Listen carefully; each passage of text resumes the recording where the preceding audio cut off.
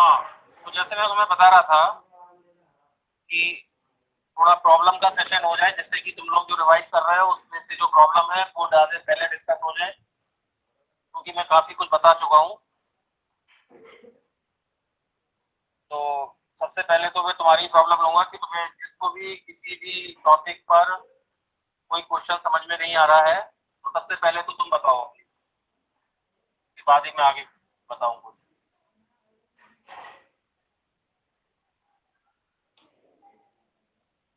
जैसे सबसे पहले हम लोगों ने इंटीग्रेशन किया था, डेफिनेट इंटीग्रेशन किया था, है ना।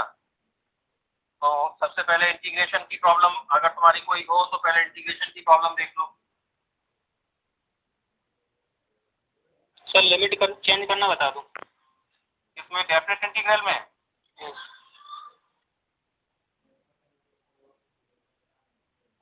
और किसी को किसी चीज में प्रॉब्लम आ रही हो?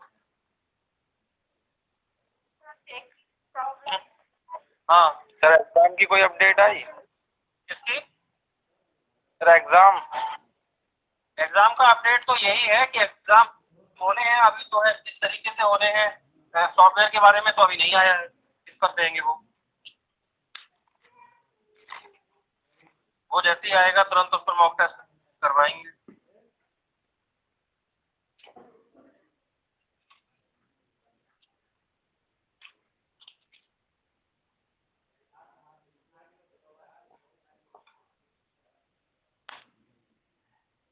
हाँ, और किसी की क्या प्रॉब्लम है इसके अलावा? ये तो लिमिट चेंज करने की कह रहे थे, लिमिट कैसे चेंज करते हैं, तो उसका मैं कोई एक एग्जाम्पल ले लेता हूँ, है ना।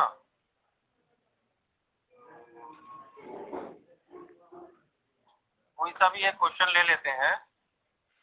क्वेश्चन है। हाँ, देखो पहले एक लिमिट चेंज करने का मैं बता दूं, जरा एक क्वेश्चन में ले रहा हूँ डेफिनेट इंटीग्रल से, जिसमें लिमिट चेंज हो रही है। देखो क्वेश्चन ये है, integral of 0 to π/2 cos x divided by 1 plus sin x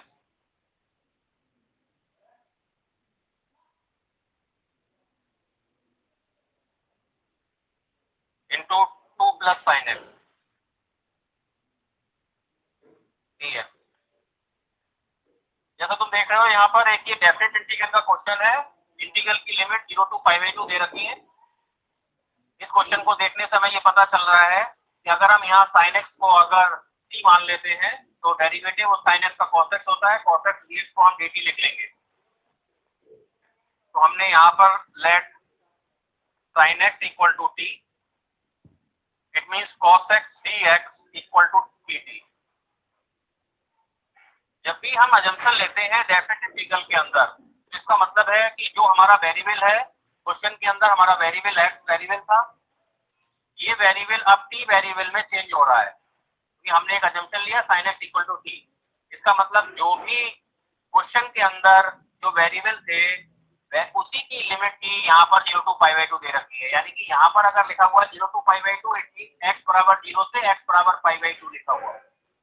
उसका मतलब यह है कि हमें सबसे पहले लिमिट को भी चेंज करना पड़ेगा कि अब x इक्वल टू 0 पर t का मान क्या होगा और x इक्वल टू π/2 पर t का मान क्या होगा। तो जब भी हमें कोई अजम्पशन लेना होगा तो अजम्पशन लेने पर हम जो लिमिट होगी उसको उसी अजम्पशन के अकॉर्डिंग चेंज कर लेंगे।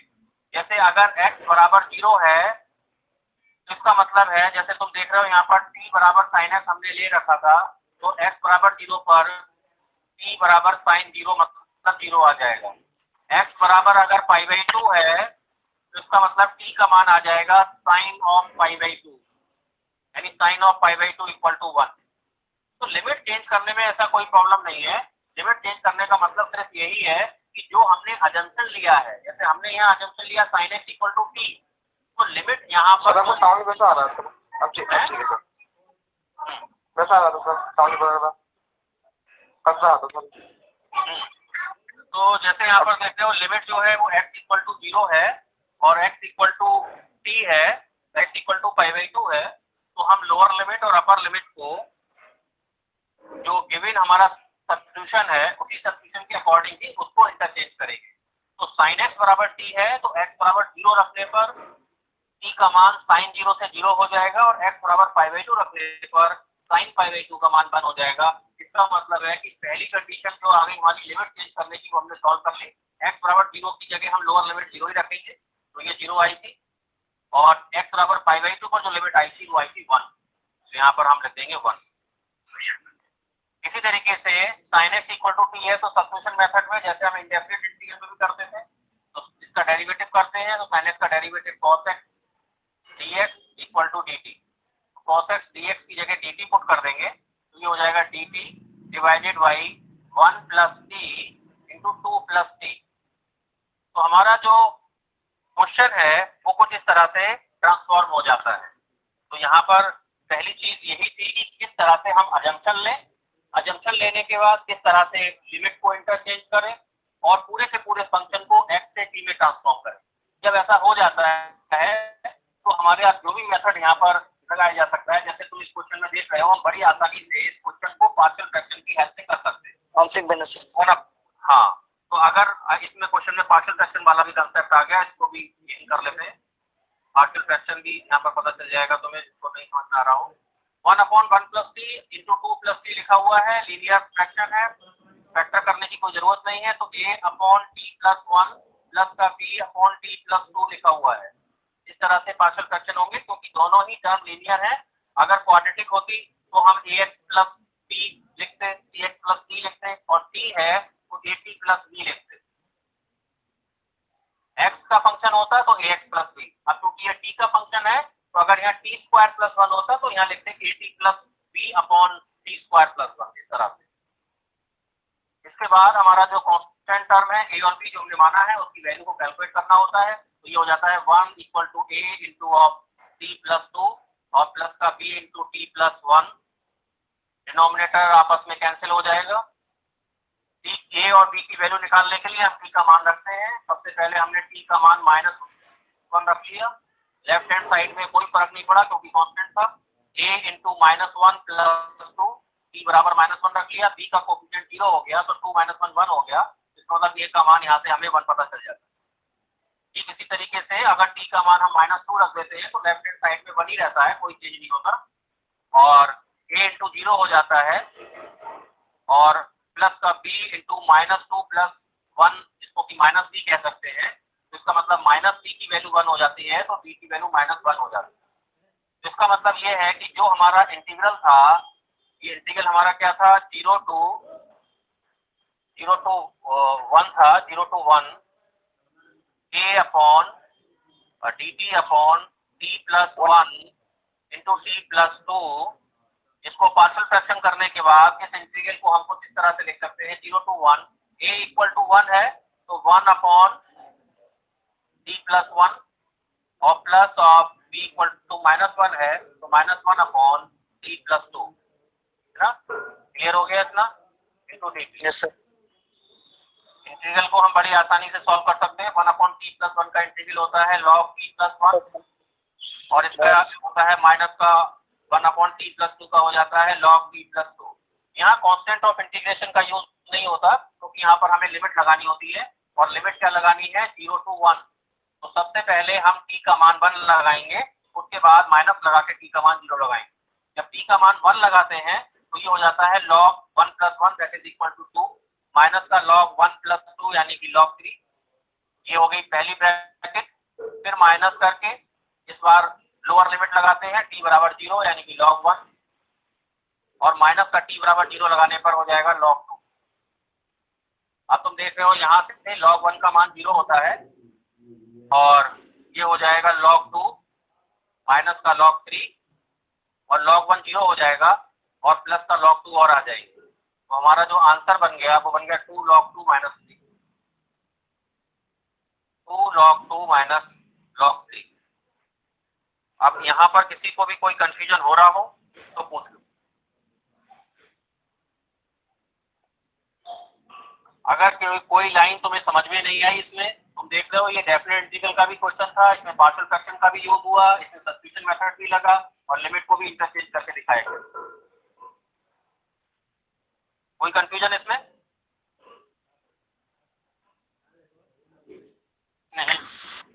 No sir.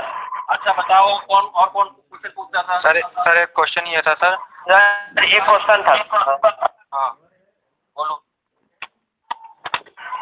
Sir, integration π/6 to π/4 integration π/6 to π/4 dx upon sin 2x into 10 10 to power 5x plus cot to power 5x। क्या क्या बोला? that 10 to power 5x हाँ plus cot to power 5x। ऐसे yes sir, है ये 10 sir. आगे sir sin 2x भी है सर। जो 10 to power 5x लिखे उसको जस्ट पढ़ ले। Yes sir, yes sir. तो ये क्वेश्चन कहाँ सर इसमें का नहीं सर, दूसरे बुक में का है सर, उसको सॉल्व कर रहे थे, नहीं हो पा रहा था। कुछ अलग ही लग रहा है ना इसमें, तो अजम्पशन तो कुछ मानने वाला बन ही नहीं रहा कुछ भी ऐसा। क्वेश्चन मुझे सही नहीं लग रहा। ये तो कौन सी बुक का क्वेश्चन है? सर ये तो है सर उसका, क्या कहते हैं वो क्या नाम है सर, IIT वालों का सर, उससे सॉल्व कर लेते। अच्छा अच्छा अच्छा अच्छा, चलो देखते हैं। और कोई बताओ पहले, अभी देखते हैं। सर दो स्ट्रेट लाइन है, वो कोऑर्डिनेट से इक्वल एंगल बनाती हैं, तो उनके डीसीज क्या होंगे? क्या कहा सर एक स्ट्रेट लाइन है जो कोऑर्डिनेट से इक्वल एंगल बनाती है, अच्छा तो उसके डीसीज क्या होंगे? देखो, जैसे तुम जानते हो कि जो डायरेक्शन कोसाइंस होते हैं डीसी, उनको LMN से शो करते हैं। ये ठीक है। और L बराबर होता है कॉस अल्फा, M बराबर होता है कॉस बीटा, और N बराबर होता है कॉस गामा। ये होता है।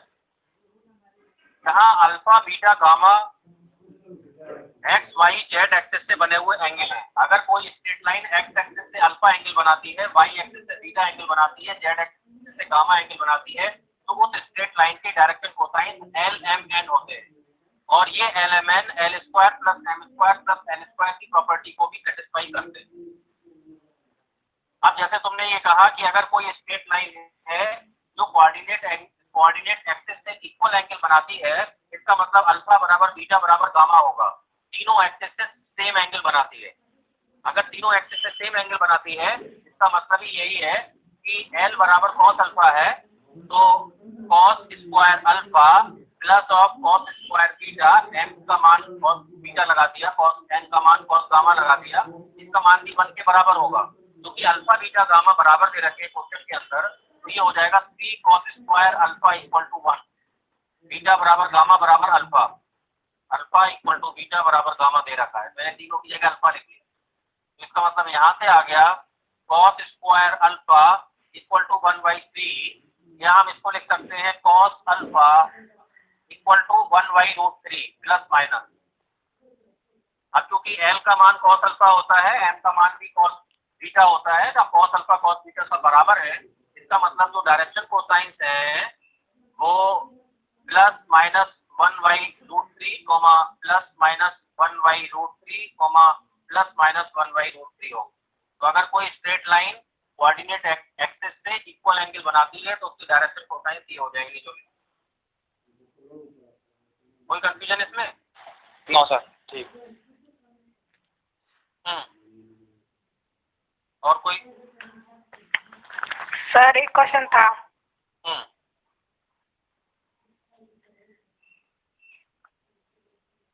बताओ। टिकट इंटू 2 क्या बोलो, रखते बोलना। Integration 0 to 2 0 to 2 yes sir, x माइनस 2 का होल क्यूब अपॉन x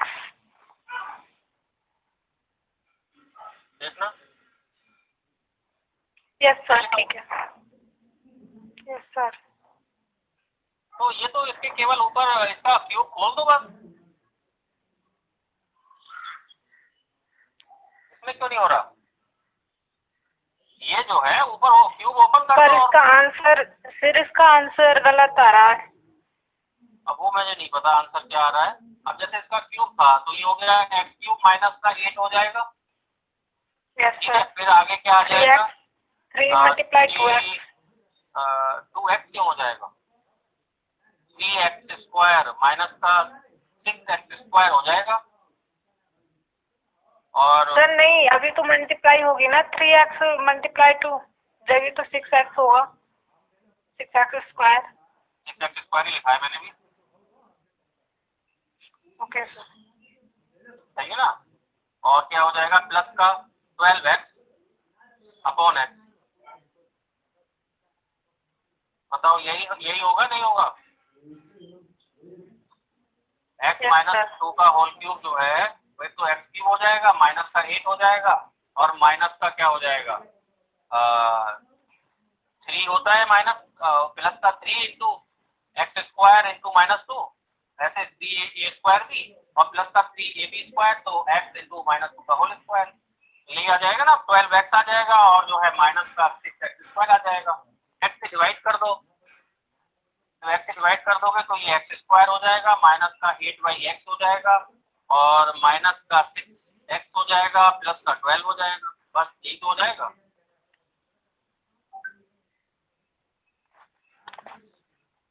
सही है? और इंटीग्रल ऑफ 0 to 2, अब इसका इंटीग्रल कर लो। एक्स स्क्वायर का क्या हो जाएगा? x³ हो जाएगा, माइनस का 8 log x हो जाएगा, और माइनस का 6x स्क्वायर बाई 2 का मतलब 3x स्क्वायर हो जाएगा, और प्लस का 12x ये हो जाएगा। और इसमें जो है आपकी लिमिट लग जाएगी 0 to 2। तो जब 0 to 2 लिमिट लगाएंगे तो जो आंसर बन जाएगा वो बन जाएगा 2 का क्यूब, यानी कि 8/3, माइनस का 8 log 2, और माइनस का 3 इंटू 2 स्क्वायर यानी कि 4, और प्लस का 12 इंटू 2 24, और 0 पर तो आएगा नहीं कुछ भी।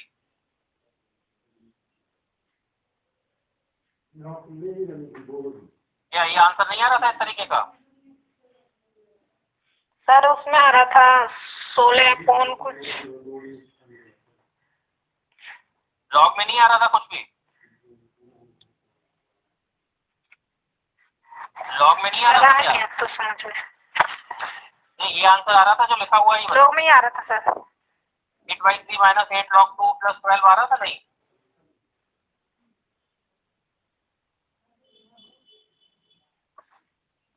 यही आ रहा था सर। यही आ रहा था? Yes sir. चलो और बताओ।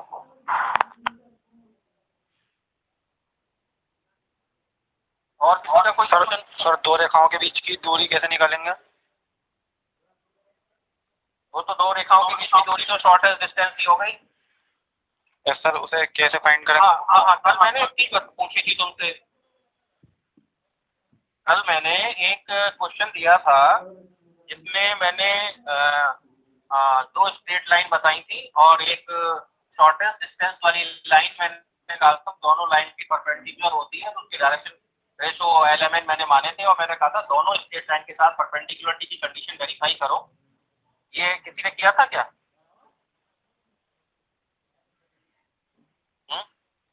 सर क्लास में ली थी सर कल हमने। अच्छा, देखो एक तरीके तो शॉर्टेस्ट डिस्टेंस निकालने के कई सारे हैं, इसमें से एक मेथड हम देखते हैं। सर बुक में तो बहुत लंबा दे रखा है मेथड। बुक में तो बहुत लंबा मेथड दे रखा है। बहुत लंबा मेथड दे रखा है, तो तुम्हें फॉर्मूला याद कर लोगे? यस सर, फॉर्मूला तो याद हो जाएगा। तो फॉर्मूला याद कर सकते हो तो एक और मेथड भी है, उसकी हेल्प से निकाल सकते हैं।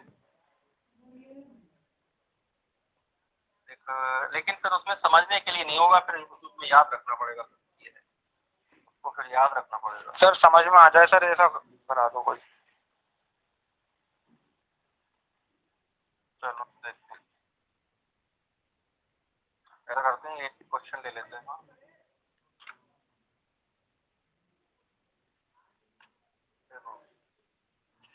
तो एक क्वेश्चन ले रहा हूं मैं। देखो क्वेश्चन ये है,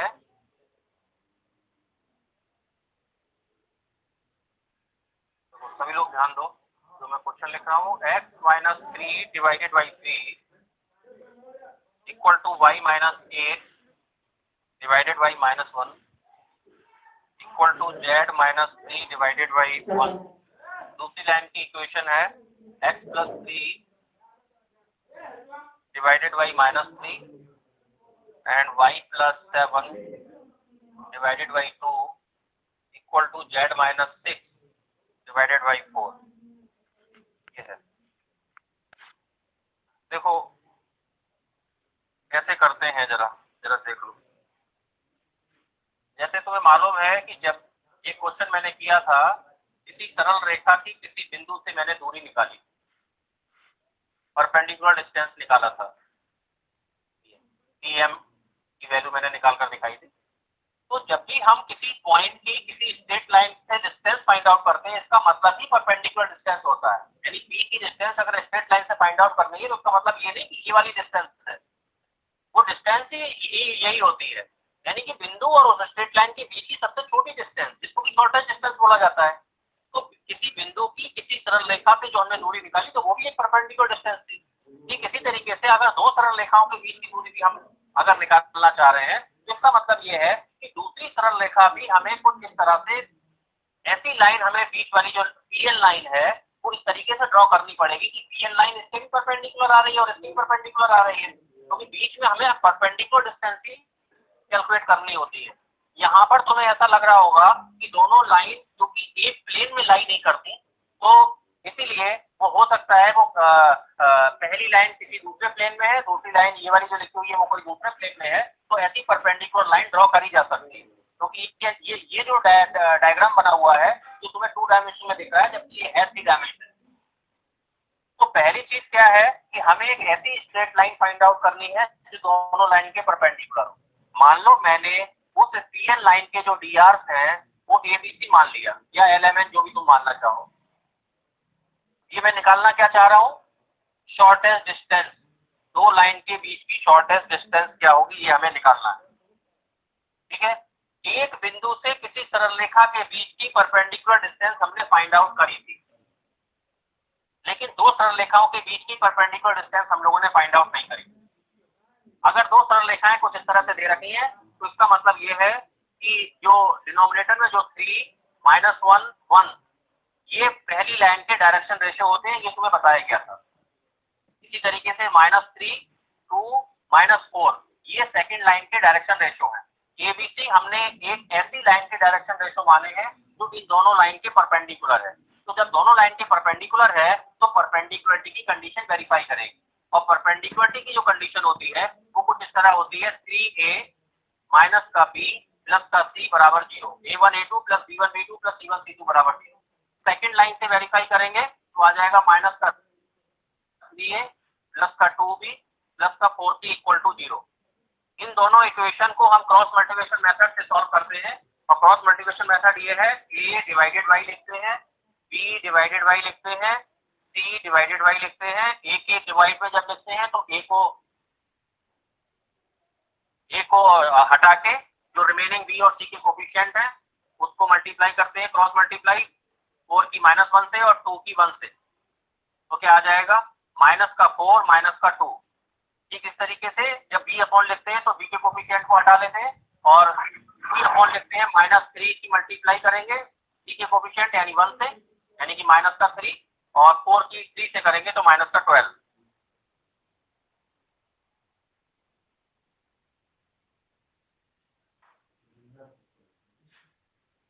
हाँ ठीक हो गया इतना। हाँ बताओ। पहले नहीं लिख सकते हैं, जैसा 4 में गुणा 3 पहले करते हैं, उसके बाद -3 गुणा 1 पे करें। वहां पर B अपॉन में, यस सर। नहीं वो तो ऊपर -B लिखना पड़ेगा फिर। ये तो वैसे ही चलता है ना, जैसे डिटरमिनेंट में होता है, पहला प्लस वाला होता है, दूसरा माइनस वाला होता है। तो अगर तुम यहाँ पर जो तुम कह रहे हो, अगर अगर मैं वैसे लिख दूं तो यहाँ पर लिख देता हूँ मैं 12 और माइनस का लिख देता हूँ -3 +3, ठीक है। Yes sir. तो फिर तुम्हें यहाँ माइनस लगाना पड़ेगा ऊपर, या तो ऐसे याद करो, ए अपॉन लिखते हैं, फिर बी वाला माइनस में लिखते हैं, किसी भी तरीके से याद कर लो। बात समझ रहे हो नहीं? Yes sir. अगर तुम यहाँ पर 12 -3 लिखोगे तो ऊपर माइनस का साइन यूज करना पड़ेगा। सी में नहीं करना पड़ता है, केवल बी में करना पड़ता है। वो जैसे डिटरमिनेंट होता है ना, डिटरमिनेंट में जो पहला वाला होता है प्लस दूसरा माइनस होता है, इसी तरीके से है। Yes sir. तो सी अपॉन में क्या हो जाएगा, 3 2 6 हो जाएगा, और -3 -1 +3 हो जाएगा, तो 6 -3 हो जाएगा। अब बताओ क्या बन गया ये? तो ये बन गया a डिवाइडेड बाई माइनस का 6 है equal to b divided by minus का 15 आ जाएगा, माइनस मैंने एडजस्ट कर लिया, और c डिवाइडेड बाई 3 आ जाएगा। बताओ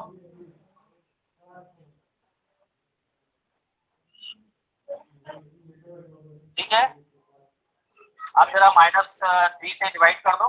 3 से डिवाइड करने पर ये क्या हो जाएगा, 3 2 6 हो जाएगा, और 3 5 15 हो जाएगा, और 3 अपॉन माइनस का 1 हो जाएगा। इसका मतलब डायरेक्शन रेशो जो है,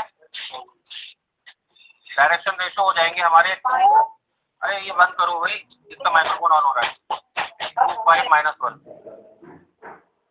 ये। तो इस तरह से हमने डायरेक्शन रेशो निकाल दिया। पहला स्टेप तो ये है। पहले तो ये बताओ, ये समझ में आ गया नहीं आ गया? यस। इसमें किसी को कोई कंफ्यूजन हो तो पहले तो ये बताओ कि अगर हमें नो सर। लाइन दे रखी होगी तो सबसे पहले हमें एक पीएल लाइन, जिसको कि इस पीएल लाइन को हम एसडी लाइन भी बोल सकते हैं, ध्यान दो इसको। ये क्या है? SD line, shortest distance line.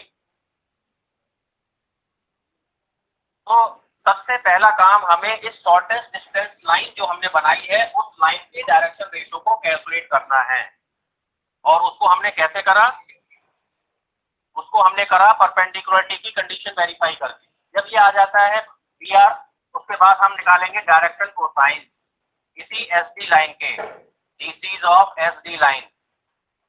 ये किसके बराबर हो जाएगा? जैसे तुम जानते हो 2 divided by a square plus b square plus c square is √30, और 2 अपॉन √30, 5 अपॉन √30, -1 अपॉन √30। किसी भी लाइन के डायरेक्शन रेशो अगर हमें पता है तो हम बड़ी आसानी से डायरेक्शन कोसाइन निकाल सकते हैं। जब हमें डायरेक्शन कोसाइन एसडी लाइन के पता चल जाते हैं तो हम शॉर्टेस्ट डिस्टेंस का मान निकाल सकते हैं। और शॉर्टेस्ट डिस्टेंस जाएगा माइनस का 12 अपॉन √30 आ जाएगा। √30 में एलसीएम ले रहा हूं, तो माइनस का 6 इंटू 2 माइनस का 12 माइनस का 15 इंटू 5, तो ये हो जाएगा 75 माइनस का ही हो जाएगा। और ये 3 है और एक माइनस है, तो माइनस का 3 और आ जाएगा। अब कितना हो जाएगा? 12 और 3 15, और ये 90 हो जाएगा, है ना? तो 90 बाई √30, ठीक है ना? इसको तुम मॉडुलस में मैग्नीट्यूड में लिख लो, मतलब जो भी अगर माइनस आता है तो हम उसको प्लस कर देते हैं, ठीक है? क्योंकि जो डिस्टेंस होती है उसको पॉजिटिव बताएंगे। तो 90 अपॉन √30, तो ये इसका आंसर हो गया। इसको हम थोड़ा सा और सॉल्व करना चाहें तो इसको 30 इंटू 3 भी लिख सकते हैं, डिवाइडेड बाई √30, इट मीन्स 3√30। ये इसकी शॉर्टेस्ट डिस्टेंस हो। अब ध्यान दो, इसमें हमने क्या चीज की है। पहला काम जो हमें, एक बार फिर से जरा एक बार देखो, सबसे पहले हमें 2 इक्वेशन स्ट्रेट लाइन की दे रखी है। स्ट्रेट लाइन की इक्वेशन से हम दोनों ही स्ट्रेट लाइन पर पॉइंट निकाल सकते हैं, x1 y1 z1, x2 y2 z2 का मान। साथ ही दोनों स्ट्रेट लाइन की डायरेक्शन रेशो को हम कैलकुलेट कर सकते हैं, a1 b1 c1 a2 b2 c2। तो सबसे पहले हमने जो डायरेक्शन रेशो जो माने हैं वो माने हैं एसडी लाइन के, जिसको कि हम पीएन कह रहे हैं। इसकी जगह मैं यहाँ पीएन की जगह मैं यहाँ लिख दे रहा हूँ DR of SD line, direction ratio of shortest distance line. तो अगर हम जो लाइन पीएन है, जिसको कि हम पीएन डिस्टेंस जो कैलकुलेट करनी है, उसको हम शॉर्टेस्ट डिस्टेंस लाइन भी बोल सकते हैं। उस लाइन के डायरेक्शन रेशो हमने एबीसी मान ली है, तो ये स्ट्रेट लाइन जो एसडी लाइन है, ये दोनों ही दी हुई स्ट्रेट लाइन के साथ परपेंडिकुलरिटी की कंडीशन वेरीफाई करेगी। तो उसको हमने वेरीफाई करने पर हमने इक्वेशन नंबर 1 और इक्वेशन नंबर 2 फॉर्म कर लिया। इक्वेशन नंबर 1 और इक्वेशन नंबर 2 से हमने सबसे पहले एबीसी की वैल्यू को कैलकुलेट किया जो एसडी लाइन के डायरेक्शन रेशियो को रिप्रेजेंट करते हैं, जो 2 5 -1 आ गए।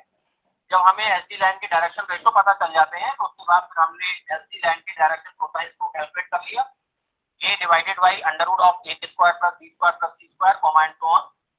इसके बाद हम रिडक्शन वाला फॉर्मूला लगाकर शॉर्टेस्ट डिस्टेंस का मान निकालते हैं। ये फॉर्मूला तुम्हें याद रखना पड़ेगा कि शॉर्टेस्ट डिस्टेंस का फॉर्मूला होता है L into x2 minus x1 plus m into y2 minus y1 plus n into z2 minus z1।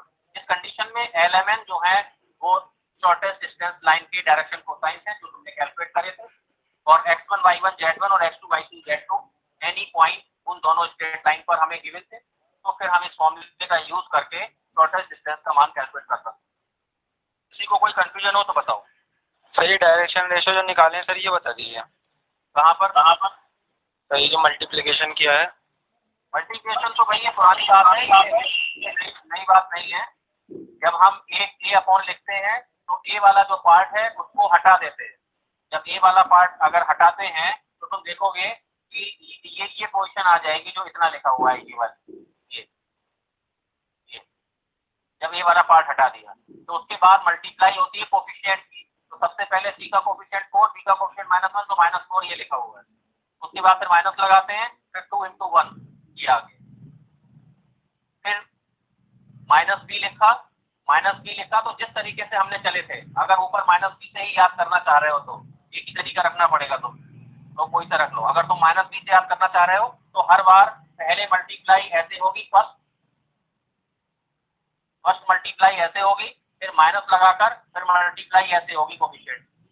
लेकिन ध्यान रखना क्रॉस में होगा ना, है क्रॉस में होगा। हाँ, तो सबसे पहले मल्टीप्लाई क्या बताई मैंने, पहले मल्टीप्लाई बताई कि इस तरीके से और फिर बताइए ये वाला मेथड से। तो जब हम ए अपॉन लिखेंगे तो पहले कौन सी करेंगे, 4 into -1, फिर माइनस लगा के 2 into 1। इसी तरीके से -b अपॉन क्या करेंगे, पहले ऐसे वाली करेंगे ये वाली, यानी 4 into 3, ये 12 लिखा हुआ है, फिर माइनस लगा के -3 into 1, ये -3 लिखा हुआ है। फिर इसी तरीके से c अपॉन किससे करेंगे, इस 2 की मल्टीप्लाई इस 3 से करेंगे, यानी कि 6, फिर माइनस लगा के -3 into -1 3 हो जाएगा, तो 6 - 3 तो इस तरीके से निकल आएगा। ये यहाँ मैंने -3 से ओवरऑल डिवाइड कर दिया तो ये 2 आ गया, ये 5 आ गया, ये -1 आ गया, तो ये इसके डायरेक्शन रेशियो हो गए 2 5 -1। समझ में आ गया सबको? यस। ठीक है, तो इस तरीके से तुम दो स्ट्रेट लाइन के भी शॉर्टेस्ट डिस्टेंस को कैलकुलेट कर सकते हो। ठीक है, लेकिन बस यही है, क्योंकि ऑब्जेक्टिव टाइप क्वेश्चन आ रहे हैं इसलिए मैं बहुत ज्यादा क्वेश्चन मैंने नहीं करा रहा था, सिर्फ इसीलिए क्योंकि इस टाइप के जो क्वेश्चन होते हैं शॉर्टेस्ट डिस्टेंस का क्वेश्चन 5 नंबर में आता था, 1 नंबर में तो क्वेश्चन आ नहीं सकता, इसका बड़ा क्वेश्चन है थोड़ा। तो अब ये क्वेश्चन अगर ऐसे क्वेश्चन अगर हम 2-3 दे देंगे तो फिर पेपर ही पूरा हो जाएगा, तो इसलिए क्वेश्चन जो है थोड़े छोटे ही आएंगे, ज्यादा बड़े क्वेश्चन आने की पॉसिबिलिटी कम है ऑब्जेक्टिव में। ठीक है, यस सर। चलो अटेंडेंस मार्क कर दी सबने? Yes sir. चलो ठीक है, अब तुम लोग रिवाइज करते रहो और प्रॉब्लम जो है डिस्कस कर दो।